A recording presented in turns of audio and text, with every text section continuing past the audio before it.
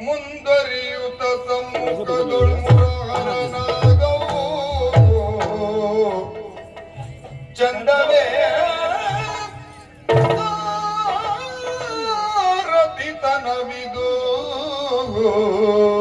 ನಿಮಗೆ ಚಂದವೇ ಸಾರಥಿತನವಿದು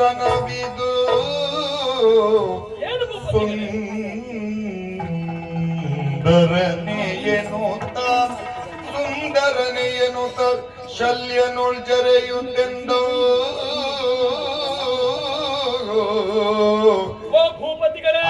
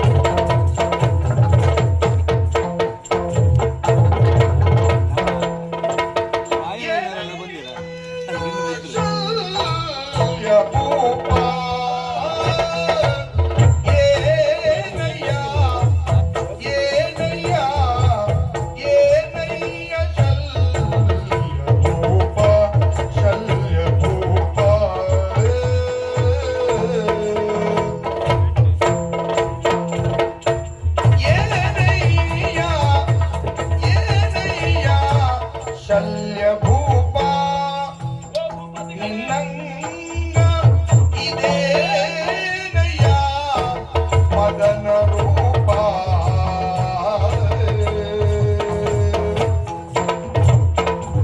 ನಿನ್ನಂಗ ಇದೇನಯ್ಯ ಮದನ ರೂಪ ಮದನ ರೂಪ ಮದನ ರೂಪ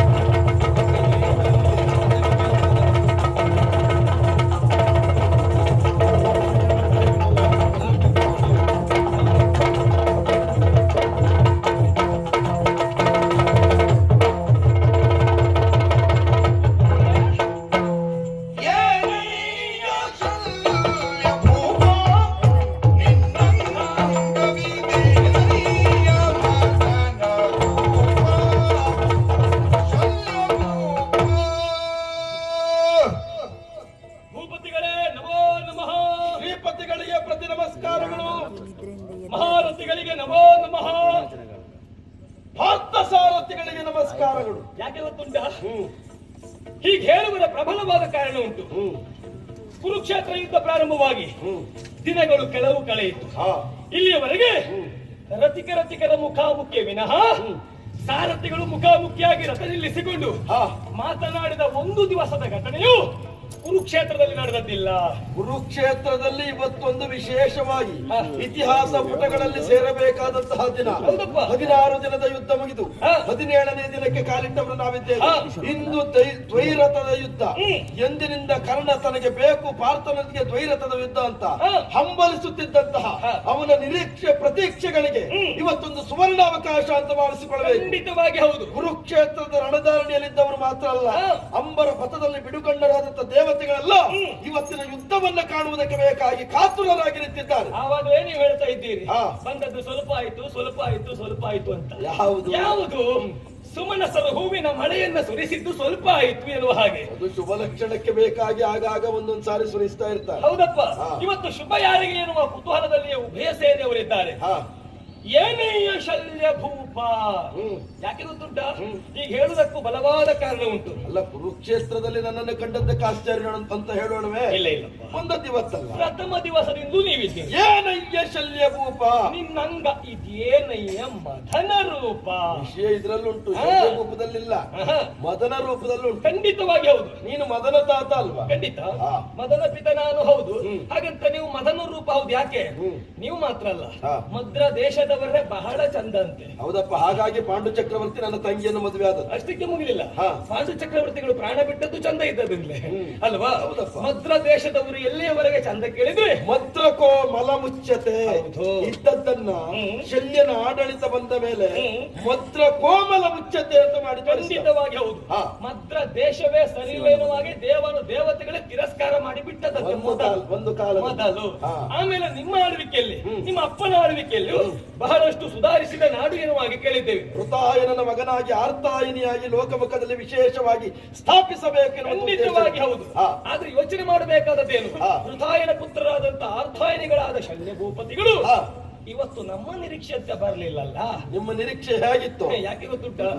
ಶಲ್ಯ ಎಂದ ಅರ್ಥ ಶಾಲು ಎನ್ನುವಾಗೆ ಒಂದರ್ಥ, ಮುಳ್ಳು ಎನ್ನುವುದು ಮತ್ತೊಂದು ಅರ್ಥ ಉಂಟು. ಆದ್ರೆ ಶಾಲು ಎನ್ನುವುದು ಹೆಗಲಲ್ಲಿದ್ದರೆ ಬಹಳ ಚಂದ. ಹೌದು ಅಲ್ವಾ? ಹೆಗಲನ್ನು ಹೊರತು ಪಡಿಸಿದರೆ, ತಲೆಗೆ ಕಟ್ಟಿದರೆ ಮುಂಡಾಸು, ಅದಕ್ಕೂ ಒಂದು ಯೋಗ್ಯತೆ ಉಂಟು. ಹೌದು. ಮುಂಡಾಸು ಶಾಲು ಇದೆರಡನ್ನ ಹೊರತು ಪಡಿಸಿದರೆ ಇನ್ನು ಮಾನ ಸಂರಕ್ಷಣೆಗಾಗಿಯೂ ಬಳಸಿಕೊಂಡರೆ ತಪ್ಪಲ್ಲ, ಅದು ಇರಬೇಕಾದ ಸೆರಗಿನೋಪಾದಿಯಲ್ಲಿ ಹೊದ್ದುಕೊಳ್ಳಲು ಉಂಟು. ಆ ಮೂರನ್ನೂ ಬಿಟ್ಟು ಕಾಲನ್ನು ಒರೆಸುವುದಕ್ಕೆ ಹಾಕಿದರೆ ಎಷ್ಟರ ಮಟ್ಟಿಗೆ ಒಳ್ಳೇದು ಹೇಳಿ? ಅದು ಕಾಲತ್ರ ಹೋಗುವಾಗ ಅದು ಮುಳ್ಳಾಗ್ತದೆ, ಶಲ್ಯ ಆಗಿರುವುದು. ಹೌದು, ಹಾಗಾಗಿ ಆಗ್ತದೆ. ಇವತ್ತು ನಿಮ್ಮ ಪರಿಸ್ಥಿತಿ ಹಾಗೆ ಆಯ್ತಲ್ಲ ಎನ್ನುವಂತ ಬೇಸರ. ಯಾಕೆ? ಭೂನಾಥರು ನೀವು. ನನಗೆ ಉಳಿದವರು ಮಾತಾದ್ರೆ ಪಕ್ಕನೆ ಅರ್ಥ ಆಗ್ತದೆ, ನನಗೆ ನಿನ್ನ ಮಾತು ಸ್ವಲ್ಪ ಅರ್ಥ ಆಗುವುದೇ ಕಷ್ಟ. ಒಂದು ಜಾತಿ ಕಬ್ಬಿಣದ ಕಡಲೆ ತಿಂದಾಗ ಅರ್ಥ ಆಗುದೇ ಯಾವ ನೆಲೆಯಿಂದ ನೀನು ಮಾತಿಗೆ ತೊಡಗುತ್ತೀಯ ಅನ್ನೋದು ನಮ್ಗೆ ಅರ್ಥ ಆಗುವುದರೊಳಗೆ ನೀ ನೆಲೆ ತಪ್ಪಿಸ್ತೀಯ. ಈಗ ಅರ್ಥ ಆಗುವುದೇ ಇಲ್ವಾ? ಅರ್ಥ ಆಗಿಯೂ ಆಗದೇ ಇದ್ದವರು ಹಾಗೆ ಮತ್ತೇನು ಹೇಳುವುದಂತ ಯೋಚನೆ ಮಾಡೋದಿಂತದೇ ಇಲ್ವಾ? ಅಲ್ಲ, ನಿನ್ನ ಮಾತಿಗೆ ಏನು ಹೇಳುದು ಅಂತ ಯೋಚನೆ ಮಾಡುವಾಗ ನೆಲೆ ತಪ್ಪಿಸ್ತೀಯ ನೀನು ಅಂತ. ಯಾಕೆ?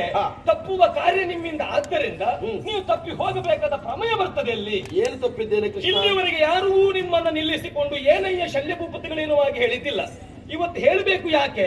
10 ದಿವಸಗಳ ಪರ್ಯಂತರ ಸೇನಾಧಿಪತಿ ಪಟ್ಟವನ್ನ ಸ್ವೀಕರಿಸಿ ಆಡಿದ ಮಾತಿನಂತೆ ಉಳಿಸಿಕೊಂಡವರು ಆಚಾರ್ಯ ಭೀಷ್ಮರು ಅಲ್ವಾ? ಅವರ ಸೇನಾಧಿಪತ್ಯ ಕುರುಕುಲದ ಪಿತಾಮಹರು, ಅವರೇ ಬರಬೇಕಾದದ್ದು. ಅವರದ್ದು ಮುಗಿದ ಬಳಿಕ ಬರಬೇಕಾದದ್ದು ಯಾರು ಕೇಳಿದ್ರೆ ಆಚಾರ್ಯ ದ್ರೋಣರಿಗೆ ಅದನ್ನು ಒಪ್ಪಿಸಿದ್ರು. ಅದನ್ನು ಒಪ್ಪಲೇಬೇಕು. ಯಾಕೆ? ಶ್ರೇಷ್ಠರು, ಬ್ರಾಹ್ಮಣರು, ಹಿರಿಯವರು, ಉಭಯ ಕುಲಕ್ಕೂ ವಿದ್ಯೆಯನ್ನ ದಾರಿ ಇಳಿದವರು ಅವರು ಬಂದದ್ದು ಸರಿ ಉಂಟು. ಅವರಿಬ್ಬರನ್ನ ಹೊರತು ಪಡಿಸಿದರೆ ಅಲ್ಲಿ ಜ್ಯೇಷ್ಠ ಕಾಣಬೇಕಾದದ್ದು ನಿಮ್ಮಲ್ಲಿ. ಹೌದು. ಅದರಲ್ಲಿಯೂ ಒಂದು ನಾಡಿನ ಧೀಶರಾಗಿ ವಿಜೃಂಭಿಸಿದವರು ನೀವು, ಮಹಾರಥಿಗಳ ಸ್ಥಾನದಲ್ಲಿ ನಿಲ್ಲುವವರು ನೀವು. ಜ್ಯೇಷ್ಠತೆಗೆ ವರಿಷ್ಠತೆಗೆ ಈ ಕಾಲದಲ್ಲಿ ನಮಗೆ ತೊಂದರೆ ಆಗಲಿಲ್ಲ. ಇಲ್ಲಪ್ಪ. ಈಗ ಹುಡುಗರ ಮಕ್ಕಳಿಗೆ ಅವಕಾಶ ಕೊಡುವಂತ ನಾನೇ ಕರ್ಣನಿಗೆ ಅವಕಾಶ ಬಿಟ್ಟುಕೊಟ್ಟದ್ದು. ದ್ರೋಣಾಚಾರ್ಯರ ಸೇನಾಧಿಪತ್ಯದ ನಂತರದಲ್ಲಿ ಕೇಳಿರೈ ಮಾದ್ರೇಶ ಮುಖ್ಯರು ಯಾರು ನಮ್ಮಯ್ಯ ಸೇನೆಗದಿಪರ ಪೀಠ ಯಾರಿಗೆ ಕೊಡುವುದು ಅಂತ ಹೇಳಿದಾಗ ಒಂದು ಸಂಕಷ್ಟ ಆಗ್ತದ ಇಲ್ವಾ? ನನಗೆ ಕೊಡುವಂತ ಹೇಳಲಿಕ್ಕೆ ಆಗ್ತದ? ಆಗುದಿಲ್ಲ ಅಲ್ವಾ? ಆಗುದಿಲ್ಲ. ನಾವೇ ಮತ್ತೊಬ್ಬರನ್ನ ಸೂಚಿಸಬೇಕಾಗ್ತದೆ. ಬಹಳ ಒಳ್ಳೆಯದು. ನಾವು ಮತ್ತೊಬ್ಬರನ್ನ ಸೂಚಿಸಿ ಅವರಿಗೆ ಅವಕಾಶ ಕೊಟ್ಟರೆ ಬಹಳ ಒಳ್ಳೆಯದು. ಹೌದು. ಯಾಕೆ? ಭೂಪತಿಗಳು ಬೆಳೆಯುವವರಿಗೆ ಅವಕಾಶವನ್ನ ಕೊಡ್ತಾ ಇದ್ದಾರೆ ಎನ್ನುವ ಹಾಗೆ. ಸರಿ ಅಲ್ವಾ? ಹೌದು. ಅವಕಾಶ ಕೊಟ್ಟವರೇ ಅವಕಾಶ ಪಡೆದವನ ಕೈ ಕೆಳಗೆ ಕೆಲಸ ಮಾಡುವುದು ಎಷ್ಟರ ಸರಿ ಹೇಳಿ? ಯಾವುದು ಕೈ ಕೆಳಗೆ? ನೀವು ಅವರಿಗೆ ಸೇನಾಧಿಪತಿ ಪೀಠವನ್ನ ಕೊಟ್ಟರೆ ತಪ್ಪಲ್ಲ ಬಿಡಿ. ಸೇನಾಧಿಪತಿ ಪೀಠವನ್ನ ಕೊಟ್ಟಂತ ನೀವು ಹೋರಾಟ ಮಾಡಬೇಕಾದ ರೀತಿಯಲ್ಲಿ ಒಬ್ಬ ಯೋಧನಾಗಿ ಬಂದು ಹೋರಾಟ ಮಾಡಿದ್ರೆ ನಮ್ಮದು ಆಕ್ಷೇಪವೇ ಇಲ್ಲ. ನೀವು ಸರಿ ಉಂಟು ಮಾಡುವುದಿರುವಾಗಿ ಅದನ್ನ ಹೊರತುಪಡಿಸಿ ನೀವು ಮಾಡಿದ್ದೇನು? ಭೂನಾಥನಾದ ನಿಮಗೆ ಸಾರಥಿ ತನವಿದು ಹೀನ ವೃತ್ತಿಗಳ್ಯಾಕಯ್ಯ. ಈಗ ನಿನ್ನ ಕಣ್ಣು ಬಿದ್ದದ್ದು ನಮ್ಮ ಸಾರಥಿ ತರ. ಖಂಡಿತವಾಗಿ ಹೌದು. ಸಂತೋಷ. ನೀವು ಮಹಾರಥಿಗಳಾಗಿ ಬರಬೇಕಾದ ನೀವು ಒಬ್ಬ ಕರ್ಣನಿಗೆ ಸಾರಥ್ಯವನ್ನು ವಹಿಸಿಕೊಂಡು ಬಂದಿದ್ದೀರಲ್ಲ, ಇದು ನಿಮಗೆ ಸರಿ ಅಂತ ಕೇಳುವುದ್ರ? ಕರ್ಣನ ಬಂಡಿಯನ್ನು ನಾನು ಹೊಡೆಯುವುದು ಸರಿಯಾ? ಕರ್ಣ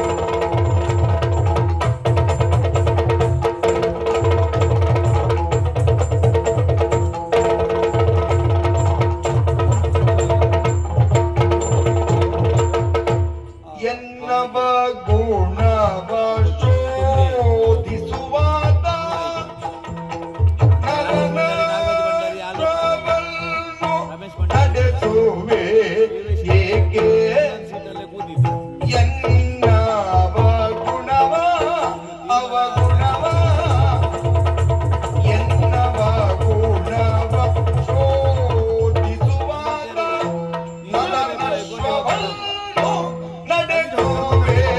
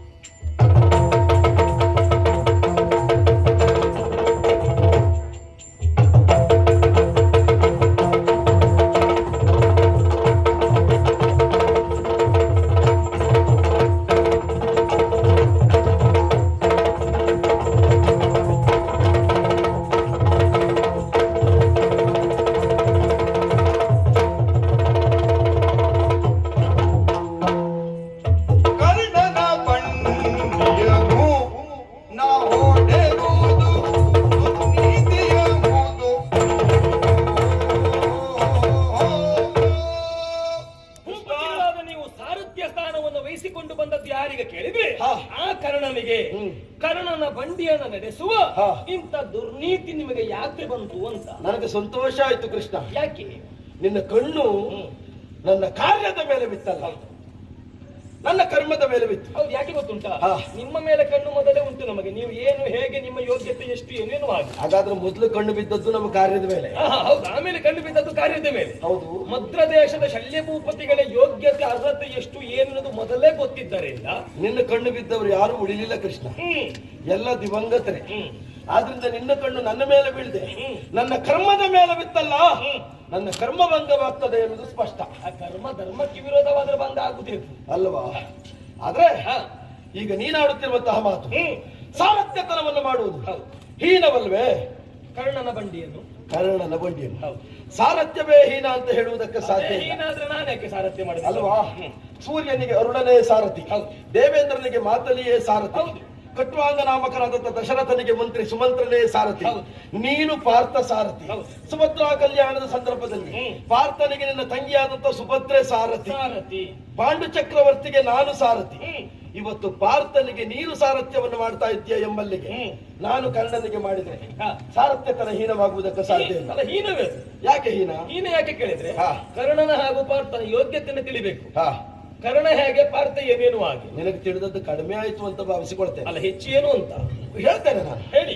ಈಗ ಪಾಂಡವರಲ್ಲಿ ಅರ್ಜುನ ನಾಮಕನ್ನ ರಥವನ್ನ ಏರಿ ಕುಳಿತುಕೊಂಡು ನೀನು ಸಾರಥ್ಯವನ್ನ ಮಾಡುವುದು ತಪ್ಪಿಲ್ಲ ಅಂತಾದ್ರೆ ನಾನು ಕರ್ಣನ ರಥವನ್ನೇರಿ ಸಾರಥ್ಯ ಮಾಡಿದ್ರೆ ತಪ್ಪಲ್ಲ. ಯಾಕೆ ಗೊತ್ತಾ? ಇಂದು ದ್ವೈರಥ ಯುದ್ಧ. ಹೌದು, ದ್ವೈರಥ ಯುದ್ಧದ ನಿಯಮಾವಳಿಗಳನ್ನು ನೀನು ಅರ್ಥವಿಸಿಕೊಂಡವ. ಹೌದು, ರಥಿಕನಿಗಿಂತ ಸಾರಥ್ಯ ಯೋಗ್ಯತೆ ಹೆಚ್ಚಿರಬೇಕು ಎನ್ನುವುದು ನಿನಗೆ ಅರ್ಥವಾಗ್ತದೆ. ಹೌದು, ಹೌದಾ? ಹೌದು. ಈಗ ಪಾರ್ಥನಿಗೆ ಯೋಗ್ಯತೆ ಹೆಚ್ಚ, ಕೃಷ್ಣನಿಗೆ ಯೋಗ್ಯತೆ ಹೆಚ್ಚ? ಅದು ಕೃಷ್ಣ ಪಾರ್ಥರು ಸಮ್ಮುಖದಲ್ಲಿ ಸರಿಯಾಗಿ ಯೋಚನೆ ಮಾಡಿದ್ರೆ ಉಳಿದವರು ತಿಳಿದದ್ದು ನರನಾರಾಯಣರು ಎನ್ನುವಾಗಿ. ಹೌದಾ? ಹೌದು. ಈಗ ಲೋಕಮುಖದಲ್ಲಿ ತನ್ನನ್ನು ದೇವ ಎನ್ನುವಾಗಿ ಗುರುತಿಸಿದ್ದರಿಂದ ಅರ್ಜುನನಿಗಿಂತ ನನ್ನ ಯೋಗ್ಯತೆ ಹೆಚ್ಚು. ಹೌದಾ? ಈಗ ಹಾಗಾದ್ರೆ ಅರ್ಜುನನಿಗೆ ನೀನು ಸಾರಥ್ಯ ಮಾಡುವಾಗ ಈಗ ನನಗಿಂತ ಕಾರಣ ಕೆಳಗಿನವನೇ ಆದ್ರೆ ನಾನು ಅವನಿಗೆ ಸಾರಥ್ಯ ಮಾಡಿದ್ರೆ ತಪ್ಪಿಲ್ಲ. ಈಗ ನನ್ನನ್ನು ದೇವ ಅಂತ ನೀವು ಒಪ್ತೀರಾ? ಅಲ್ಲ, ನೋಡೋಣ, ಸಂದರ್ಭ ಮುಂದೆ ನಾನು ಹೇಳ್ತೇನೆ. ಈಗ ನಾನು ಯೋಗ್ಯತೆ ಮಾತ್ರ ಮಾತಾಡುದು. ಸರಿ. ಜೊತೆಗೆ ನೀನು ಒಬ್ಬ ಸಾಮಾನ್ಯ ಸೈನಿಕನಿಗೆ ಸಾರಥಿ, ನಾನು ಹಾಗಲ್ಲ, ಸೇನಾಧಿಪತಿಗೆ ಸಾರಥಿ. ಹೌದಾ? ಇವಾಗ ಗೊತ್ತದ ನಿಮಗೆ? ಅಲ್ಲಲ್ಲ, ಇವಾಗ ಗೊತ್ತಾದದ್ದಲ್ಲ. ಇವಾಗ ನೀ ಹೇಳುದಂತದ್ದು ಇವಾಗ ಗೊತ್ತಾದ ಕೇಳಿದ್ರೆ ಮೊದಲು ಜಗಳ ಆಯ್ತು ಅಂತ ಹೇಳುದಲ್ಲ. ಅದು ನನ್ನ ವಾಯಲ್ಲಿ ಕೇಳಬೇಕು ಅಂತ ಹೇಳುದ. ಯಾಕೆ ಗೊತ್ತುಂಟಾ? ಈಗ ನೀವು ಇದೇ ಯೋಚನೆ ಮಾಡುದಾದ್ರೆ ಈಗ ಸುಯೋಧನ ಬಂದು ನಿಮ್ಮಲ್ಲಿ ದ್ವೈರಥ ಯುದ್ಧ ಅಂತ ಹೇಳಿಲ್ವಾ? ಹೇಳಿದ್ದಾನೆ. ಕರ್ಣ ಸಾರಥ್ಯ ಅಂತ ಹೇಳಿಲ್ವಾ? ಹೇಳಿದ್ದಾನೆ. ಯಾಕೆ ನೀವು ಆಗುದಿಲ್ಲ, ನಾನು ಅವನಿಗೆ ಯಾಕೆ ಸಾರಥ್ಯ ಮಾಡಬೇಕು ಅಂತ ನೀವ್ ಯಾಕೆ? ಆ ಪುಣ್ಯಾತ್ಮ ರಾತ್ರಿ ಇಡೀ ನಮ್ಗೊಂದು ನಿದ್ದೆ ಮಾಡ್ಲಿಕ್ಕೆ ಬಿಡದೆ ಕಾಲು ಹಿಡ್ಕೊಂಡು ಕೂತದ್ರಿಂದ ನಾವು ಇಷ್ಟೊತ್ತಿಗೆ ಎದ್ದು ಬರ್ಬೇಕಾಯ್ತು. ಅಲ್ಲ, ನೀವೊಂದು ಸಾರಥ್ಯ ಮಾಡದೇ ಇದ್ರೆ ಆಗುದಿಲ್ಲ ಅಂತೆ. ಅದು ಗುಟ್ಟು ಬೇರೆ ಉಂಟು, ನಿನ್ನ ಹತ್ರ ಹೇಳುದಿಲ್ಲ. ಅಲ್ಲ, ಯಾಕೆ ಅಂತ ಅಲ್ಲ, ನೀನು ಬಾಯಿ ಬಿಡಿಸ್ಲಿಕ್ಕೆ ಬಂದದ್ದು ನನಗೆ ಅರ್ಥ ಆಗ್ತದೆ ಕೃಷ್ಣ. ನೀನು ಎಣಿಸಿದಷ್ಟು ಸುಲಭದಲ್ಲ ಈ ಶಲ್ಯ ಬಾಯಿ ಬಿಡುವುದಿಲ್ಲ. ನೀ ಹಾಗೆಲ್ಲ ಯೋಚನೆ ಮಾಡಬೇಡ. ಬಹಳ ಒಳ್ಳೆ. ಅಲ್ಲ, ನೀನು ಬಿಡಿಸ್ಬೇಕು ಅಂತ ಬಂದವ, ನಾನು ಬಿಡಿಸುವುದಿಲ್ಲ ಅಂತ ಬಂದವ. ನೀನು ಉಳಿಸುವುದಕ್ಕಾಗಿ ಬಂದವ, ನಾನು ಅಳಿಸುವುದಕ್ಕಾಗಿ ಬಂದವ. ಅಲ್ಲಲ್ಲ, ನೋಡೋಣ. ಭವಿಷ್ಯ ನೀನೀಗ ಕುರುಸೇನೆಯನ್ನು ಅಳಿಸುವುದಕ್ಕೆ ಬೇಕಾಗಿ ಆಚೆ ಇದ್ದದಲ್ವಾ? ನಾನು ಕುರುಸೇನೆಯನ್ನು ಉಳಿಸುವುದಕ್ಕೆ ಬಂದದ್ದಲ್ವ? ಈಗ ಭವಿಷ್ಯತ್ತನ ಕುರಿತು ನೀವು ಯೋಚನೆ ಮಾಡುದಾದ್ರೆ ಭವಿಷ್ಯತ್ನಲ್ಲಿ ತಾನು ಕೃಷ್ಣ ಏನು ಮಾಡಬೇಕೆನ್ನುವ ಹಾಗೆ ಸಂಕಲ್ಪ ಮಾಡಿದ್ರೆ ಈ ಕೃಷ್ಣ ಸಂಕಲ್ಪವನ್ನು ತಡೆಯುವುದಕ್ಕೆ ಯಾರಿಂದಲೂ ಆಗುದಿಲ್ಲ ಅಂತ ಲೋಕ ತಿಳಿದ ಸತ್ಯ ತಾನೆ. ದೇವ್ರೆ, ಸಾರಥಿ ಇರುವ ರಥಿಕನಿರುವ ಕಾಲಕ್ಕೆ ಸಾರಥಿ ಕೈಯಿಗೆ ಆಯುಧ ಬಂತು ಅಂತಾದ್ರೆ ಅದು ರಥಿಕನನ್ನು ಅವಮಾನ ಮಾಡಿದ ಹಾಗೆ, ಹೌದಾ ಅಲ್ವಾ? ಯಾಕೆ ಕೇಳಿದ್ರೆ ಅವ ಬಾಣ ಬಿಡುವುದಕ್ಕಾಗೇ ಇದ್ದವ, ಸಾರಥಿಯಾದವ ರಥ ನಡೆಸುವುದಕ್ಕೆ ಬೇಕಾಗಿದ್ದವ. ರಥ ನಡೆಸಬೇಕಾದವನ ಕೈಗೆ ಆಯುಧ ಬಂತು ಅಂತಾದ್ರೆ ಪರ್ಯಾಯವಾಗಿ ರಥಿಕನನ್ನು ಅವಮಾನ ಮಾಡಿದಾಗುದಿಲ್ವಾ? ಹೇಗೆ ಅಂತ ಅಲ್ಲ, ಹೇಗೆ ಕೇಳಿ. ಈಗ ಸಾರಥಿಯ ಕೈಗೆ ಆಯುಧ ಬಂದದ್ದು ಯಾಕಂತ ಗೊತ್ತುಂಟಲ್ಲ? ಅಲ್ಲ, ಆಯುಧ ಬಂದದ್ದು ಯಾಕಂತ ಗೊತ್ತುಂಟು, ಆಯುಧ ಹಿಡಿದದ್ದು ಯಾಕಂತ ಗೊತ್ತುಂಟು. ವಿಷದ ಪೀಠ ಶಕ್ರ ಮಹೇಶ ವೈವಸ್ವತ್ರ ಮುಚ್ಚಿದರು ಬಿಡೆ ವಿಷಯದಲ್ಲ. ಸಾರಥಿಯಾಗಿ ನೀನು ಆಯುಧ ಹಿಡಿದದ್ದು ಸತ್ಯವ ಸುಳ್ಳ? ಅದು ನಾನು ಯಾರಿಗಾಗಿ ಹಿಡಿದದ್ದು? ಯಾರಿಗಾಗಿ? ಯಾರಿಗಾಗಿ ಹಿಡಿದದ್ದು? ಯಾರಿಗಾಗಿ ಹಿಡಿದದ್ದು ಬೇಡ, ಹಿಡಿದದ್ದು ಹೌದಾ? ಈಗ ಬಾಣನ ಮನೆಯ ಬಾಗಿಲನ್ನ ಕಾದೆ ಬಲಿಯ ಮನೆಯ ಬಾಗಿಲನ್ನ ಕಾದ ಎನ್ನುವಲ್ಲಿಗೆ ಹರಿಯನ್ನು ನೀನು ಅವಮಾನ ಮಾಡ್ತೀಯಾ? ಇಲ್ಲ. ಇಲ್ಲ ಅಲ್ವಾ? ಯಾಕೆ ಕಾದವ? ಭಕ್ತನಿಗೋಸ್ಕರ ಕಾದ.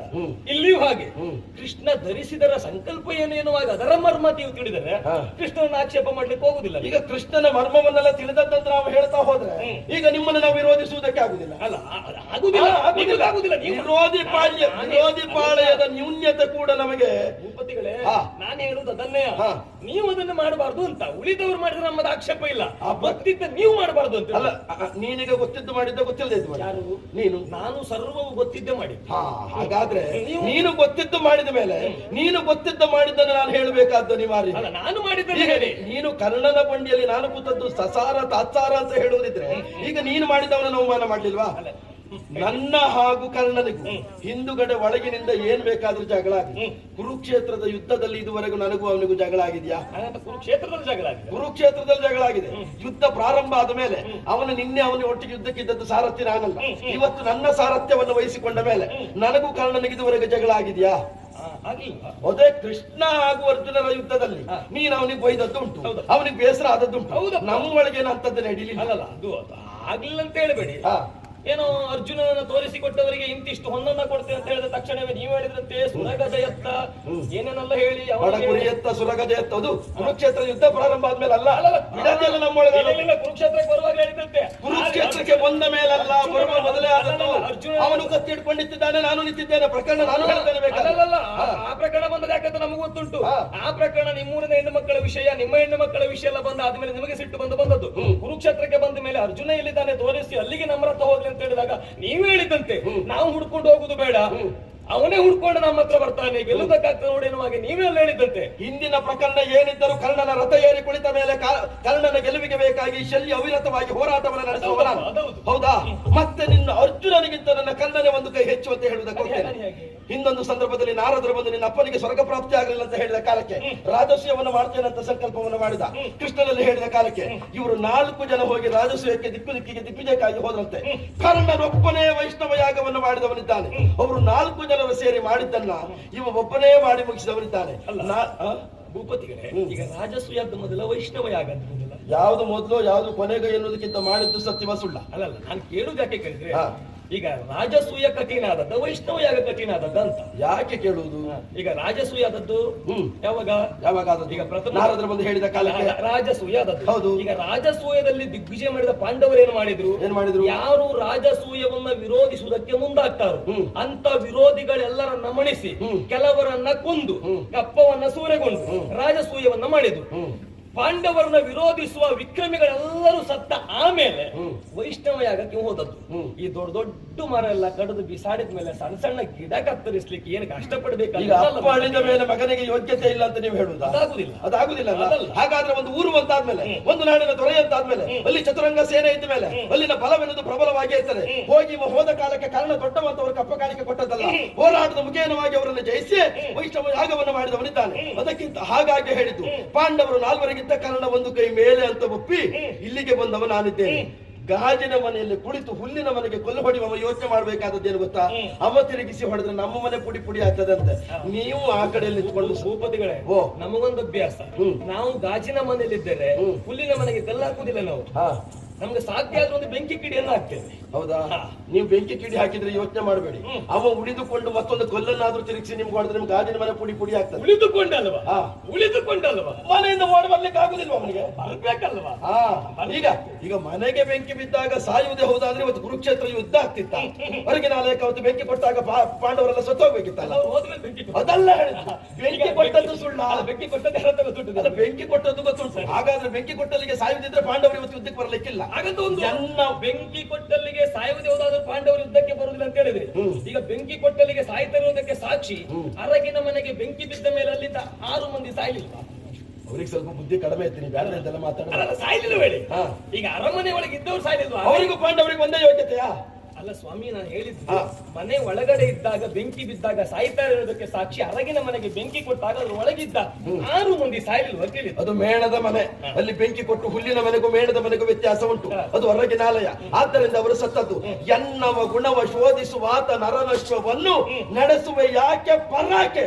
ನನ್ನ ಗುಣವನ್ನು ತಿಳಿಯುವುದಕ್ಕೆ ಬೇಕಾಗಿ ನೀನು ಮಾಡ್ತಾ ಇದ್ದದ್ದು ಅದನ್ನೆಲ್ಲ. ಇದು ನಿಮಗೆ ಯಾಕೆ ಸರಿಯಲ್ಲ ಕೇಳಿ. ಯಾಕೆ? ಇದು ಧರ್ಮವಲ್ಲರಿಗೆ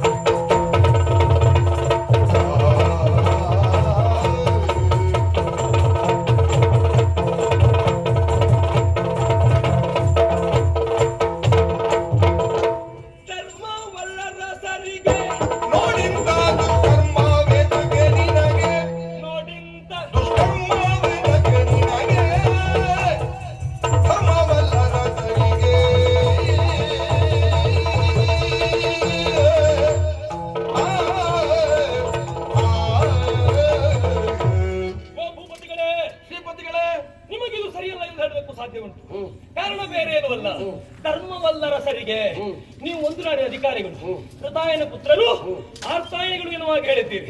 ಧರ್ಮವಂತರು, ಸದಾಕಾಲ ಧರ್ಮ ರಕ್ಷಣೆಯನ್ನು ಮಾಡುವವರು. ಧರ್ಮ ರಕ್ಷಣೆ ಮಾಡುವ ಅರಸನೇ ಅಧರ್ಮಕ್ಕೆ ರಕ್ಷಣೆಯನ್ನು ಕೊಡ್ತಾನೆ ಅಂತಾದ್ರೆ ಇದು ಅರಸರಿಗೆ ಧರ್ಮವಾ ಅಂತ ಕೇಳುವುದು. ನೀವು ಒಂದಕ್ಷಿಣೆ ಸೇನೆಯನ್ನು ಹಿಡಿದುಕೊಂಡು ಮದ್ರಾ ದೇಶದಿಂದ ಹೊರಟು ಬಂದದ್ದು ಯಾಕೆ ಕೇಳಿದ್ರೆ, ಬರುವಾಗ ಪಾಂಡವರಿಗೆ ಜಯವನ್ನು ತಂದುಕೊಳ್ಳುವುದಕ್ಕಾಗಿ ಧರ್ಮ ಸಿಂಹಾಸನದಲ್ಲಿ ಧರ್ಮಮೂರ್ತಿಯಾದ ಧರ್ಮರಾಯನೇ ಕುಳಿತುಕೊಳ್ಳಬೇಕು ಎನ್ನುವ ಕಾರಣಕ್ಕಾಗಿ ಅಕ್ಷೋಹಿಣಿ ಸೇನಾಬಲವನ್ನು ಹಿಡಿದು ಇಲ್ಲಿವರೆಗೆ ಬಂದವರಂತೆ. ಬಂದ ನೀವು ಕಾರಣಾಂತರದಿಂದ ಸುಯೋಧನ ಪಕ್ಷವನ್ನ ಸೇರಿದ್ರೆ ಆಕ್ಷೇಪ ನಮ್ಮದಲ್ಲ. ಯಾಕೆ ಅನಿವಾರ್ಯ ಸಂದರ್ಭದಲ್ಲಿ ನೀವು ಇದ್ದರೂ ನ್ಯಾಯಸಮ್ಮತ ನೀತಿ ಹೀಗೆ ಎನ್ನುವಾಗ ಧರ್ಮರಾಯನಿಗೆ ಹೇಳಿದವರಂತೆ. ಹೌದು, ಬಂದು ಹೋಗಿದ್ದೇನೆ. ಹೌದಲ್ವಾ? ಕೌರವನಿಗೆ ವಿಚಾರವನ್ನು ಮುಟ್ಟಿಸಿ ಒಂದು ಹೊತ್ತಿನ ಊಟವನ್ನು ಮಾಡಿದ್ದಕ್ಕೆ ಬೇಕಾಗಿ ಅದು ಕೌರವ ಅಂತ ಗೊತ್ತಿರಲಿಲ್ಲ. ನಾನು ತಿಳ್ಕೊಂಡದ್ದು ಹೀಗೆ, ನನ್ನ ಅಳಿಯಂದಿರು ನಾನು ಬರುವಂತ ವಿಚಾರ ಗೊತ್ತಾಗಿ ಮಾರ್ಗ ಮಧ್ಯದಲ್ಲಿ ನಮಗೆ ಭೋಜನಕ್ಕೆ ವ್ಯವಸ್ಥೆ ಮಾಡಿದ್ದಾರೆ ಅಂತ ಸ್ವಲ್ಪ ಊಟ ಮಾಡಿದ್ದವುದು.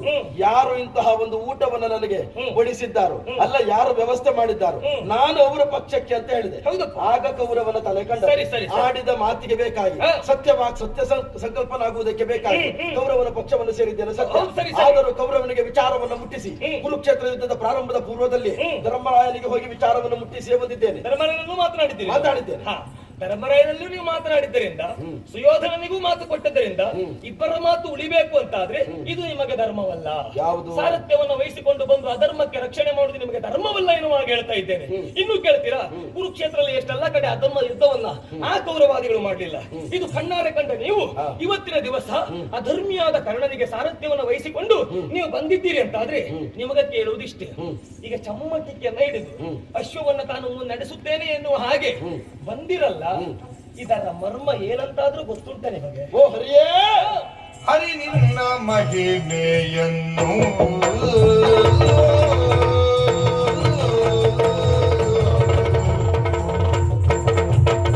ಹರಿ ನಿನ್ನ ಮಹಿಮೆಯನ್ನು ಎಂತೊರೆವೆ ಗೋಪರ ಕುಲದೈವ ನೀನು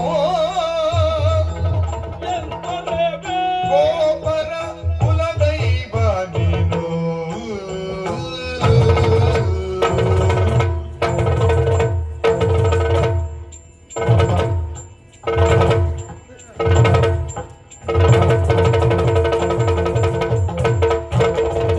ತುರಗ ಲಕ್ಷಣ ಏನ ಬಲ್ಲೆ ಹೇಳೆನೋ ತಲೆ ತುರಗ ಲಕ್ಷಣವೇನ ಬಲ್ಲೆ ಹೇಳೆನು ತಲೆ ಕರೆದನ್ನು ದಿವೆರೆದು ಕೈ ಮುಗಿದು ತುರಗ ಲಕ್ಷಣವೇನ ಬಲ್ಲೆಗೆಳೆನು ತಲೆ ಕರೆದನ್ನು ದಿವೆರೆದು ಕೈ ಮುಗಿದು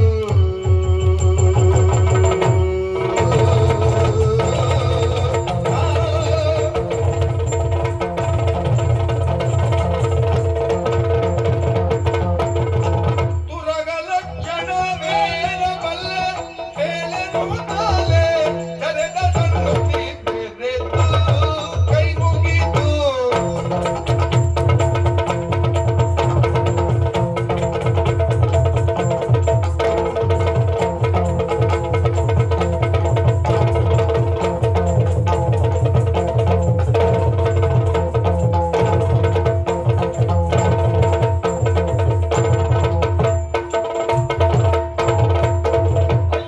ತುರಗ ಲಕ್ಷಣವೇನ ಬಲ್ಲೆ ಹೇಳೆನು ತಲೆ ಕರೆದನ್ನು ದಿವೆರೆದು ಕೈ ಮುಗಿದು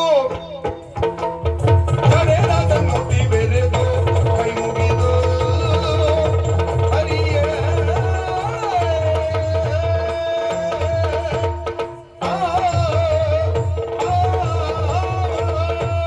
ಪಾಪಾಪಹಾರಿಯಾದರಿದ್ದು ಹರಿ ಹರಿನಾಮವನ್ನು ಉಚ್ಚರಿಸಿದವರಿಗೆ ಪಾಪ ಕಡಿಮೆಯಾಗ್ತದೆ. ದೇವರೇ, ಸುರುಳಿ ಸುತ್ತಿದಂತಹ ಮುಂಗುಳ್ಳನ್ನ ಕಂಡು ಇಷ್ಟೇ ಉದ್ದ ಉಂಟು ಅಂತ ಹೇಳುವುದಕ್ಕೆ ಸಾಧ್ಯವಾಗ್ತದ? ನಿನ್ನ ಮಾತು ಹಾಗೆ. ಸುರುಳಿ ಎಷ್ಟು ಅಂತ ಬೇಕು ಒಳಗಡೆ? ದೇವರೇ ನಿನ್ನ ಮಾತು ಹಾಗೆ ಎಷ್ಟು ಸುರುಳಿ ಸುತ್ತಿದ ಮಾತು ಎನ್ನುವುದು ಹಿರಿಗಿದ್ದವರಿಗೆ ಅರ್ಥವಾಗುವುದಕ್ಕೆ ಸಾಧ್ಯ ಇಲ್ಲ. ಹರಿ ನಿನ್ನ ಮಹಿಮೆಯನು ಎಂತೊರವೆ ಗೋಪರ ಕುಲ ದೈವ ನೀನು, ಗೋವಿಂದರಾಜ ಪಟ್ಟವನ್ನು ಸ್ವೀಕರಿಸಿದವ ನೀನು, ಅಗ್ರ ಪೂಜೆಯ ಅಗ್ರವಾದ ಪೀಠವನ್ನು ಏರಿದವನು ನೀನಿದ್ದೀಯ. ಒಂದು ಕಡೆ ನೋಡ್ತೀಯ, ಮತ್ತೊಂದು ಕಡೆ ಮಾತಾಡ್ತೀಯ, ಒಂದು ಕಡೆ ಕಲ್ಲು ಹೊಡಿತೀಯ, ಮತ್ತೊಂದು ಕಡೆ ಹಣ್ಣು ಧರಿಸ್ತೀಯ. ರುಕ್ಮಿಣಿಯನ್ನು ಲಕ್ಷ್ಯದಲ್ಲಿರಿಸಿಕೊಂಡು ರುಕ್ಮನ ತಲೆ ಬೋಡಿಸಿದ ಪುಣ್ಯಾತ್ಮ ನೀನು. ದೇವ್ರೇ, ಓಡಿಯೂ ಕೊಲ್ಲಬಲ್ಲೆ, ಆಡಿಯೂ ಕೊಲ್ಲಬಲ್ಲೆ, ಕೈ ವಾಡಿಯೂ ಕೊಲ್ಲಬಲ್ಲೆ. ಓಡಿಕೊಂದೇನು, ಓಡಿಕೊಂಡದ್ದು ಕಾಲಯವನನ್ನ, ಕೈ ವಾಡಿಕೊಂಡದ್ದು ಮಧುಕೈಟವಾದಿಗಳನ್ನ, ಕೈ ವಾಡಿಕೊಂಡದ್ದು ಹಂಸಡಿಬಿಕರನ್ನ. ಲೋಕಮುಖದಲ್ಲಿ ಎಲ್ಲಾ ರೀತಿ ಕೊಲ್ಲುವ ಬಗೆಯನ್ನ, ಉಳಿದವರ ಹೊಗೆಯನ್ನ ಅರ್ಥವಿಸಿಕೊಂಡವ ಯಾರು ಕೇಳಿದ್ರೆ ಅದು ನೀನು ಮಾತ್ರ ದೇವರೇ. ಲೋಕದಲ್ಲಿ ಉಳಿದವರು ಮಾಡಿದ್ದು ಆಕ್ಷೇಪಕ್ಕಾದದ್ದು ನೀನು ಮಾಡಿದಾಗ ಲೋಕಮುಖದಲ್ಲಿ ಅದಕ್ಕೊಂದು ಗಣ್ಯತೆ ಮಾನ್ಯತೆ ಬರುವುದಕ್ಕೆ ಸಾಧ್ಯ ಉಂಟು. ಲೋಕದ ಜನರೆಲ್ಲ ತಲೆಗೆ ಪ್ರಾಶಸ್ತ್ಯವನ್ನು ಕೊಟ್ಟು ಕಾಲಿಗೆ ಪ್ರಾಶಸ್ತ್ಯ ಕೊಡದೇ ಇದ್ದ ಕಾಲಕ್ಕೆ ತಲೆ ಬುಡದಲ್ಲಿ ಕುಳಿತಂತ ಕೌರವನಿಗೆ ತಲೆ ಸರಿ ಇಲ್ಲ ಅಂತ ಮಾಡಿ ಕಾಲು ಬುಡದಲ್ಲಿ ಕುಳಿತಂತ ಅರ್ಜುನನಿಗೆ ನಿನ್ನ ಸಹಾಯ ಹಸ್ತವನ್ನು ನೀಡಿದವನಿದ್ದೀಯ. ಚರಣಾಬ್ಜ ದಡೆಯಲ್ಲಿ ನರನು ಕೈ ಮುಗಿದು ಕುಳ್ಳಿರಲು ಗೋಗಳಲಾಯನೀತ ತಿರುಗಿ ಕೌರವನ ಈಕ್ಷಿಸುತ್ತಾ ಮೊದಲು ಕಂಡದ್ದು ಅರ್ಜುನನನ್ನ. ನಾನು ಅರ್ಜುನನ ಪಕ್ಷದಲ್ಲಿ ಇರ್ತೇನೆ. ಯಾಕೆ ಗೊತ್ತುಂಟ, ಅಸಹಾಯಕರಾದವರು ಬಂದು ಬೇಡುವುದೆಲ್ಲಿ ಕೇಳಿದ್ರೆ ತಲೆಯ ಮೇಲೆ ಹತ್ತಿಯಲ್ಲ, ಪಾದದಡಿಯಲ್ಲಿ ಬಂದು ಕೌರವನಿಗೆ ತಲೆಗೆ ಹತ್ತಿದ್ದನ್ನು ಇಳಿಸುವುದಕ್ಕೆ ಬೇಕಾಗಿ ನೀನು ಅರ್ಜುನನ ಪಕ್ಷವನ್ನು ಸೇರಿದ್ದು ಅಂತ ನನಗೆ ಗೊತ್ತುಂಟು. ದೇವ್ರೇ, ಲೋಕದ ಜನರೆಲ್ಲರೂ ತಾಯಿಯನ್ನ ದೇವರು ಅಂತ ಪೂಜಿಸುವ ಕಾಲಕ್ಕೆ ತಾಯಿಯ ತಲೆಯನ್ನ ಕಳೆದು ಲೋಕಮುಖದಲ್ಲಿ ನೀನು ದೇವರಾದವನಿದ್ದೀಯ. ಭಾಗೀರಥಿಯ ಪಿತನಾದ ನಿನಗೆ ಹಸಿವ ಬಾಯಾರಿಕೆ ಆಗ್ತದೆ ಅನ್ನುವಂತ ಉದ್ದೇಶದಿಂದಲೇ ಅಗ್ನಿದೇವನು ಒಂದು ಅರ್ಜುನನಲ್ಲಿ ಮಾತನ್ನ ಪಡೆದದ್ದಂತೆ. ಭಾಗೀರಥಿಯ ಪಿತನಾದಂತೆ ನಿನಗೆ ಹಸಿವಾಗ್ತದೆ ಅಂತಾದ್ರೆ ಅಗ್ನಿಗೆ ಅಜೀರ್ಣವಾಗುವುದು ಸತ್ಯವೆಂದು ಭಾವಿಸಿಕೊಂಡಂತಹ ಅರ್ಜುನ ಒಂದು ಕಾಂಡವ ದಹನವನ್ನು ಮಾಡಿ ಮುಗಿಸಿದವನಿದ್ದಾನೆ. ಲೋಕಮುಖದಲ್ಲಿ ಉಳಿದವರು ಹೊಟ್ಟೆ ಹಸಿವಾಗ್ತದೆ ಅಂತ ಒಪ್ಪಿಡುವ ಕಾಲಕ್ಕೆ ಪಾತ್ರದ ತುದಿಯಲ್ಲಿ ಉಳಿದಂತ ಒಂದು ಅಗಳನ್ನು ಜಗಿದ ಪ್ರಭಾವದಿಂದ ಸಾವಿರಾರು ಮಂದಿ ಋಷಿಮುನಿಗಳು ಅಲ್ಲ ದೂರ್ವಾಸರವರ ಶಿಷ್ಯ ವರ್ಗದವರು ಹೊಟ್ಟೆ ಉಪ್ಪೇರುವುದಕ್ಕೆ ಕಾರಣವಾಯಿತು. ನಿನ್ನ ಮನೆಯ ತುಳಸಿ ಕಟ್ಟೆಗೆ ನೀರೆರೆದ್ರೆ ಗಂಗಾ ನದಿಯಲ್ಲಿ ಪ್ರವಾಹ ಹೇಳ್ತದೆ. ಇದೆಲ್ಲ ನಿನ್ನ ಲೀಲಾ ವಿನೋದ. ಲೋಕಮುಖದಲ್ಲಿ ಚಕ್ರಿಯಾಗಿ ಕುರುಕ್ಷೇತ್ರದ ರಣಕ್ಷೇತ್ರದಲ್ಲಿ ಚಕ್ರವನ್ನು ಹಿಡಿಯದೇ ಇದ್ರೂ ಕೂಡ ರಥದ ಚಕ್ರಗಳನ್ನು ತಿರುಗಿಸುತ್ತಾ ಲೋಕಮುಖದಲ್ಲಿ ನಿನ್ನ ಯೋಗ್ಯತೆ ಏನು, ನಿನ್ನ ಅರ್ಹತೆ ಏನು ಎನ್ನುವುದನ್ನು ಸ್ಪಷ್ಟವಾಗಿ ಗೋಚರಿಸಿದವ ತೋರ್ಪಡಿಸಿದವ ಯಾರು ಕೇಳಿದ್ರೆ ಅದು ನೀನು ಮಾತ್ರ. ಕೃಷ್ಣ, ಎಲ್ಲೋ ಕಾಡದಲ್ಲಿ ಸಿಕ್ಕುವಂತ ನವಿಲಗರಿಯನ್ನು ನಿನ್ನ ತಲೆಯ ಮೇಲೆ ತಂದಿಟ್ಟರೆ ಲೋಕಮುಖದ ಜನರೆಲ್ಲರೂ ಅದನ್ನ ದೇವರ ಕೊಳಗೆ ತಂದಿಡುವಂತ ಪ್ರಸಂಗ ಒಂದು ಬರ್ತದೆ. ಮತ್ತೊಬ್ಬರ ಹೆಣವನ್ನು ಹೊರುವುದಕ್ಕೆ ಬೇಕಾಗಿ ಇದ್ದಂತ ಬಿದಿರಿಗೆ ಅದನ್ನೊಂದು ಕತ್ತರಿಸಿ ಆರು ರಂಧ್ರವನ್ನು ಮಾಡಿ ನಿನ್ನ ಉಸಿರನ್ನು ತುಂಬಿ ಅದಕ್ಕೊಂದು ವೀಣೆ ಅಂತ ಹೆಸರು ಕೊಟ್ಟಿದ್ರೆ ಲೋಕದಲ್ಲಿ ನನ್ನ ಮುರಳಿ ಲೋಲ ಎನ್ನುವುದಾಗಿ ಕೊಂಡಾಡ್ತಾರೆ. ನಿನ್ನ ಯೋಗ್ಯತೆಯನ್ನ ಎಂತೊರವೆ ಗೋಪರ ಕುಲ ದೈವ ನೀನು. ದೇವರೇ, ಆದ್ರೆ ನೀನು ಪಾಂಡವ ಪಕ್ಷಪಾತಿಯಾಗಿ ಕಾರ್ಯವನ್ನು ಮಾಡ್ತಾ ಇದ್ದೀಯ ಎನ್ನುವುದನ್ನು ಅರ್ಥವಿಸಿಕೊಂಡವ ನಾನು ನಿನ್ನ ಹಾಗೆ ಯಾರಿಗೆ ಮಾತು ಕೊಡ್ತೇನೋ ಅವರ ಪಕ್ಷದಲ್ಲಿ ಉಳಿಯಬೇಕಾದಂತಹ ಅನಿವಾರ್ಯತೆ ಅಗತ್ಯತೆ ಸತ್ಯವಾದ ಸಂಕಲ್ಪನಾಗಿ ಮುಂದುವರಿಯಬೇಕಾದಂತಹ ಸಂದರ್ಭ ನನಗುಂಟು. ಆದರೆ ಒಂದು ದೇವರೇ, ಯಾವತ್ತಿಗೂ ನನ್ನತನವನ್ನು ಬಿಟ್ಟು ನಾನಿದ್ದದ್ದಿಲ್ಲ.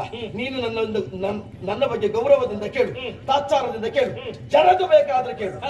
ಯಾವುದು ಕೇಳಿದ್ರು ಉತ್ತರ ಬಂದದ್ದು. ಭೂಪತಿಗಳೇ, ಈ ಶಲ್ಯ ಗೌರವ ಕಳೆದುಕೊಂಡು ಎಲ್ಲಿಯೂ ವ್ಯವಹಾರ ಇಲ್ಲ. ಭೂಪತಿಗಳೇ, ಅಧರ್ಮಕ್ಕೆ ನೀವು ಆಧಾರವಾಗಿ ನಿಂತಿದ್ದೇನೆ, ಧರ್ಮಕ್ಕೆ ನಾನು ರಕ್ಷಕನಾಗಿ ನಿಂತಿದ್ದೇನೆ.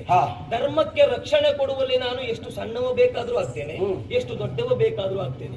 ಅಧರ್ಮಕ್ಕೆ ನೀವು ಆಧಾರವಾಗಿ ನಿಂತದ್ದರಿಂದ ನಿಮಗೆ ಹೇಳುವುದಿಷ್ಟೇ. ನಮ್ಮ ಒಪ್ಪಂದ ಹೇಗೆ ಕೇಳಿ, ಪಾಂಡವರಲ್ಲೇ ಮಧ್ಯಮಿ ಪಾಂಡವಿಯಾದಂತ ಪಾರ್ಥ ತನ್ನ ಕೈಯಾಯುಧ ಧರ್ಮ ರಕ್ಷಣೆಗೆ ಅವನನ್ನೇ ಆಯುಧವನ್ನಾಗಿ ಬಳಸಿಕೊಂಡಿದ್ದೇನೆ. ನಾನು ಏನ್ ಹೇಳಿದ್ರು ಅರ್ಜುನ ಕೇಳ್ತಾನೆ. ಸಂದರ್ಭ ಬಂದಾಗ ಅರ್ಜುನ ಹೇಳಿದ್ದನ್ನು ನಾನು ಕೇಳ್ತೇನೆ. ಕೆಲವು ಕಡೆ ಆಗಬೇಕಾದದ್ದು ನಿಜವಾಗಿ ಏನು ಕೇಳಿದ್ರೆ ಸಾರಥಿ ಹೇಳಿದ್ದನ್ನ ರಥಿಕ ಕೇಳುವುದಲ್ಲ, ರಥಿಕ ಹೇಳಿದ್ದನ್ನ ಸಾರಥಿ ಕೇಳಬೇಕು. ಇಂತಲ್ಲಿಗೆ ರಥ ಹೋಗ್ಲಿ ಅಂತ ಹೇಳಿದ ತಕ್ಷಣ ಹೋಗ್ಲೇಬೇಕು. ಆದ್ರೆ ನನ್ನದ್ದಾಗಲ್ಲ. ನಾನು ರಥಿಕನಿಗೆ ಸೂಚಿಸುವುದು ಅರ್ಜುನ ಇಲ್ಲಿ ಹೋಗಬೇಕು, ಇಲ್ಲಿ ಹೀಗೆ ಹೊಡೆಯಬೇಕೇನೋ ಹಾಗೆ. ನಾನು ಹೇಳಿದ ಮಾತನ್ನ ಯಾವತ್ತೂ ಅರ್ಜುನ ಮೀರುವವನಲ್ಲ. ಆದ್ರೆ ನಿಮ್ಮದಲ್ಲ. ನೀನು ಅಷ್ಟೆಲ್ಲ ದೊಡ್ಡಸ್ತಿಗೆ ಮಾತಾಡಬೇಡ. ನೀ ಅಂತ ಹೇಳಿದೆ ಈಗ ನಾನು ಅವನಿಗೆ ಹೇಳ್ತೇನೆ. ಸಂದರ್ಭದಲ್ಲಿ ಅರ್ಜುನ ಹೇಳಿದ್ದು ನಾನು ಕೇಳ್ತೇನೆ. ನಮ್ಮ ವ್ಯವಹಾರ ನನಗೆ ಅವ ಹೇಳಲಿಕ್ಕೆ ಇಲ್ಲ, ಅವ ಕೇಳಲಿಕ್ಕೆ ಮಾತ್ರ ಇರುವುದು. ಕನ್ನಡ ಅಂತ ಹೇಳಿದ್ರೆ ಅಂತ ಕಿವಿ ಅವ ಕೇಳಲಿಕ್ಕೆ ಮಾತ್ರ ಇರುವುದು. ಅವ ಬಾಯಿ ಅಲ್ಲ, ಅವ ಕೇಳುವುದು ಮಾತ್ರ. ನೀನು ಬೇಕಿದ್ರೆ ಸಾರಥಿಯಾಗಿ ಅರ್ಜುನ ಹೇಳಿದ್ದು ಕೇಳು, ನಾನು ಕೇಳುವುದಿಲ್ಲ. ಕರ್ಣ ಹೋಗಿ ಎಲ್ಲಾದ್ರೂ ಬಾಯಾದ್ರೆ, ಕರ್ಣ ಹೋಗಿ ಬಾಯಾದ್ರೆ, ಕರ್ಣ ಹೋಗಿ ಬಾಯಾದ್ರೆ ನಾವು ಕೈ ಆಗ್ಬೇಕಾಗ್ತದೆ.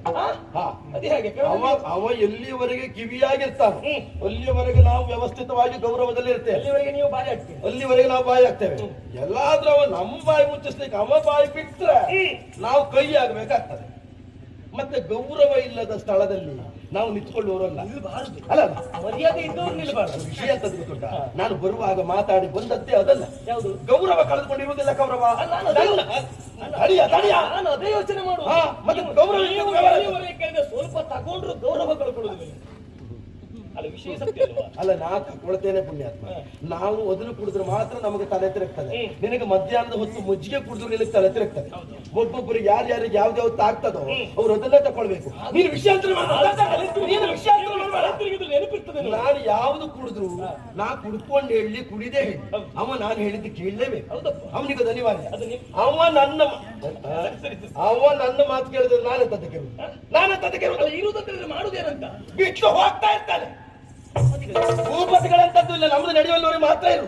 ನಿಮ್ದು ಹಾ, ನಾನು ಅದೇ ಯೋಚನೆ ಮಾಡುವುದು. ನಮಗೊಂದು ಬದ್ಧತೆ ಇಲ್ವಾ? ನೀವು ನಿಮ್ಮದ್ದು ನಡೆದ್ರೆ ಮಾತ್ರ ಇರ್ತೀರಿ. ಹಾ, ಈಗಲೇ ನಮಗೆ ಗೊತ್ತಾಗಿದೆ. ಹಾ, ನೀವು ಬೇರೆ ಕಡೆ ಹೋಗುವ ಯೋಚನೆಯಲ್ಲಿ ಇದ್ದೀರಿ. ನೀನೊಂದು ಕೆಲಸ ಮಾಡು ಕೃಷ್ಣ. ಏನು ಮಾಡು? ಇವತ್ತು ನೀನು ನಿನ್ನದ್ದು ನಡಿಬೇಕಾ? ನನ್ನದ್ದು ನಡೀದೆ ಇದ್ದಾಗ ಮಾಡಿ ಬೇಗ ನನ್ನನ್ನು ಹೋಗ್ಲಿಕ್ಕೆ ಬಿಡು. ಭೂಪತಿಗಳೇ, ಹಾ, ನಮಗೂ ನೀವು ಬೇಗ ಹೋದ್ರೆ ಬಹಳ ಒಳ್ಳೇದಿತ್ತು. ನನಗೂ ಅನಿವಾರ್ಯ. ನೀವು ಹೋಗದೆ ನಮಗೆ ಪ್ರಸಂಗ ಮುಗಿಸ್ಲಿಕ್ಕೆ ಆಗುದಿಲ್ಲ ಅಂತ ಗೊತ್ತುಂಟು. ಆದರೂ ಒಂದು ಮಾತು ಕೊನೆಗೆ ಹೇಳಿದ್ರಲ್ಲ, ನನ್ನ ಮಾತು ನಡೆಯದಿದ್ದ ಮೇಲೆ ನಾನಿರುವುದಿಲ್ಲ ಅಂತ. ನೀವು ಯಾವುದು ನೆನಪು ಬಿಟ್ಟರು ತೊಂದ್ರೆ ಇಲ್ಲ. ಪ್ರಸಂಗದ ಕೊನೆವರೆಗೆ ಇದೊಂದು ನೆನಪು ಬಿಡಬೇಡಿ. ಖಂಡಿತ ನೆನಪಿಡುವುದಿಲ್ಲ. ಸಂಭಾವನೆ ನೆನಪು ಬಿಟ್ಟರು ತೊಂದ್ರೆ ಇಲ್ಲ, ಇದನ್ನ ನೆನಪು ಬಿಡಿ. ಸಂಭಾವನೆ ಯಾರಿಗೆ ಸಂಭಾವನೆ ಯಾರಿಗೆ ಅನ್ನ ಕೊಟ್ಟಿದ್ದ ನಿನಗೆ ಬೇಕಾ? ಮತ್ತೆ ನಿನಗೆ ಬೇಡ ಅಂದ್ರೆ ನೀನೊಬ್ಬ ಮಾತ್ರ ಧರ್ಮಾರ್ಥ ಸೇವೆ, ಉಳಿದವರೆಲ್ಲ ಸಂಭಾವನೆಗೆ ಕೆಲಸಕ್ಕೆ ಬರುವುದನ್ನು ಮಾಡ್ಕೊಂಡ್ಯಾ? ಸತ್ಯವುದಲ್ವಾ? ಯಾವುದು? ಕೇಳ್ತಾ ಇದ್ದಾನೆ. ನೀ ಎಲ್ಲೆಲ್ಲ ಕೇಳಬೇಡ. ನೀವು ಇದೆಲ್ಲ ಪ್ರಸಂಗ ಸಂಬಂಧಪಟ್ಟದಲ್ಲ. ಮತ್ತೆ ನೀನು ಇದನ್ನೆಲ್ಲ ತಗೊಂಡು ಅಲ್ಲೆಲ್ಲ ಸೇರಿಸಬೇಡ. ನಮ್ಮ ಗೌರವ ಎಲ್ಲಿವರೆಗೆ ಇರ್ತದೋ ಅಲ್ಲಿಯವರೆಗೆ ನಾವಿರ್ತೇವೆ. ನಾವು ಹೋಗುವಾಗ ನಮ್ಮದೇನುಂಟು ವ್ಯವಸ್ಥೆ ಆ ಪ್ರಕಾರವಾಗಿ ಸಾಕ್ತೇವೆ. ನಿಮ್ಗೆ ವ್ಯವಸ್ಥೆ ಮಾಡ್ಕೊಂಡು ಹೋಗ್ತೀವಿ. ವ್ಯವಸ್ಥೆ ಬರುವಾಗ ಎಷ್ಟು ವ್ಯವಸ್ಥೆ ಉಂಟು, ಹೋಗ್ಲಿಕ್ಕೆ ಅಷ್ಟೇ ಉಂಟು. ತೊಂದ್ರೆ ಇಲ್ಲ. ಆ ಹೋಗ್ತೇನೆ ನಾವು ಮಾತೊಂದು ನೆನಪಿರಲಿ. ಅಲ್ಲ, ಹೋಗ್ತೇನೆ ಗೌರವ ಇಲ್ಲದಿದ್ರೆ ಮತ್ತೆ ಇಲ್ಲದಂತದ್ದ ಅದು ಗೊತ್ತಾಗುದು ನಮ್ಮಿಬ್ಬರು. ನಿನಗೆ ಅರ್ಜುನ್ ಬಿಡ್ಲಿಕ್ಕೆ ಆಗುದಿಲ್ಲ. ನಾನು ಬಿಡುದಿಲ್ಲ. ಅಲ್ಲ, ನಿನಗೆ ಬಿಡ್ಲಿಕ್ಕೆ ಆಗುದಿಲ್ಲ. ಅವ ಹೆದರಿಕೆ ಆಗ್ತದೆ, ಕೈಕಾಲು ನಡುತ್ತದೆ. ಕೃಷ್ಣ, ನಾನು ಯುದ್ಧ ಮಾಡುದಿಲ್ಲ ಅಂದ್ರು. ನೀನು ಅವನಿಗೆ ಧೈರ್ಯ ಹೇಳಿ ತಕೊಂಡು ಬಂದು ರಥದ ಮೇಲೆ ನಿಲ್ಲಿಸಿ ನೀನು ಕೈಯಲ್ಲಿ ಬೇಕಾದ್ರೆ ಚಕ್ರ ಹಿಡ್ಕೊಂಡು ಹೋರಾಟ ಮಾಡಬೇಕು.